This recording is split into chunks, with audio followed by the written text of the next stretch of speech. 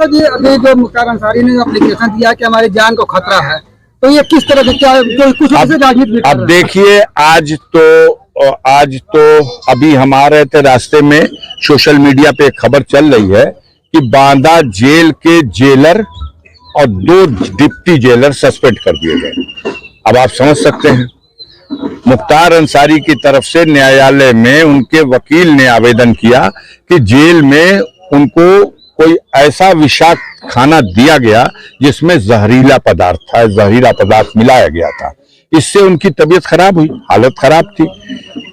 अपने जो वर्चुअल पेशी पे वो आते थे कोर्ट के, उस पे भी पिछले 2-3 दिनों से तो नहीं आ सके। उनके जगह पे जब जेलर खड़ा हो रहा है तो वो कहता है कि नहीं, वो अस्वस्थ है इसलिए नहीं आ रहे हैं। इस बीच में हम लोग जानते हैं कि काफी दिनों से उनके हत्या करने का साजिश रची जा रही है और उनके बेटे मुख्तार अंसारी की ओर से, उमर अंसारी की ओर से माननीय सर्वोच्च न्यायालय में ये याचिका दायर की गई है कि उनके सारे मामले और उनको उत्तर प्रदेश के बाहर कहीं दूसरी स्टेट में शिफ्ट करके वहां ट्रायल करा लिया जाए और वहां उन्हें रखा जाए जुडिशियल कस्टडी में। अब उत्तर प्रदेश सरकार को नोटिस जारी हो चुकी है, उसमें कोई डेट भी फिक्स है, उसकी सुनवाई अभी चल रही है। और इधर इन लोगों ने देखा कि ऐसा ना हो कि कोई माननीय सर्वोच्च न्यायालय से आदेश ऐसा हो जाए, तो इस तरह का भी षड्यंत्र किया गया। हमारा मानना है कि मौत का एक दिन निश्चित है, लेकिन शैतान कोशिश तो कर सकता है और तमाम तरह की उनको मिटाने की, उनकी हत्या करने की कोशिशें हो रही हैं। उसके पीछे एक बड़ी वजह, जो सबसे जरूरी वजह है, वो ये है कि ब्रजेश सिंह जो हैं, उनके खिलाफ 15 जुलाई 2001 में जब मुख्तार अंसारी पर उसरी में आक्रमण हुआ था तो उनके खिलाफ नामजद अभियुक्त बना करके त्रिभुवन सिंह, ब्रजेश सिंह पर मुकदमा दर्ज हुआ था। उसमें गवाही चल रही है। तो हालत खराब यह है कि मुख्तार अंसारी कोर्ट में गवाही जब करेगा तो सजा निश्चित है। उसमें 5-6 गवाह गवाही कर चुके, तो उससे पहले कि उनकी गवाही हो जाए, उनके साथ कोई अनहोनी घटना हो जाए। ये प्रयास, ये षड्यंत्र, ये साजिश सरकार और अपराधियों की मिली जुली हिकमत के साथ उनके अधिकारियों के संरक्षण में ये सब अंजाम देने का प्रयास चल रहा है।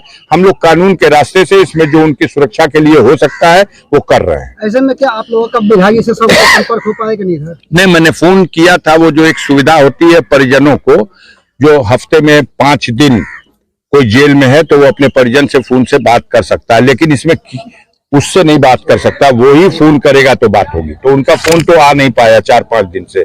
हमने जेलर को फोन किया, हमने सुपरिटेंडेंट को फोन किया, हमने बांदा के डीएम को फोन किया, अपनी तरफ से हमने फोन किया जी। इसका जो आज जो 3 लोगों से सस्पेंड किया गया है, उस कार्रवाई को आप किस नजरिए से देखते हैं? आप उनसे पूछिए। पहले तो उन लोगों ने छिपाने की कोशिश की। सुपरिटेंडेंट का बयान आया जब न्यायालय से ये कहा गया कि इसकी जांच कराइए, ये क्या है, तो उन्होंने कहा नहीं, इनकी तबीयत खराब थी, हमने मेडिकल बोर्ड बना दिया है और मेडिकल कॉलेज बांदा से डॉक्टर आए हुए थे, कल भी आए हुए थे, आज भी आ रहे हैं और दवा उनकी चल रही है, वो ठीक हो जाएंगे और पहले से बेहतर है। ये सारी बातें कहा और इससे इनकार किया कि ये आरोप गलत है कि उनको जहर दिया गया। लेकिन जब आरोप गलत है तो जेलर का सस्पेंड होना साधारण बात नहीं है। 2 डिप्टी जेलर का सस्पेंड होना साधारण बात नहीं है। जिनकी देखरेख में खाना बनता था, जिनकी देखरेख में खाना चख करके तब उनको दिया जाता था, उन लोगों का सस्पेंड होना तो प्रथम दृष्टया ये साबित करता है कि आरोप सही था। अब माननीय सर्वोच्च न्यायालय में ये बात जा रही है, देखिए वहां से कुछ होगा। सांसद जी, बड़ा सवाल ये उठता है कि जब जेल के अंदर जेल मैनुअल के अनुसार हर चीज चेक हो जाती है, तो जहर जो है कि पहुंचा कैसे वहां पे? नहीं, कहा आपसे, जब पूरी मशीनरी लगी हुई है एक व्यक्ति को समाप्त करने के लिए, तो ये सब तो षड्यंत्र है। इससे पहले भी उनकी हत्या करने की अनेकों बार कोशिश की गई। कभी बम से उड़ाने की कोशिश की गई, कभी गोलियों से भूनने की कोशिश की गई।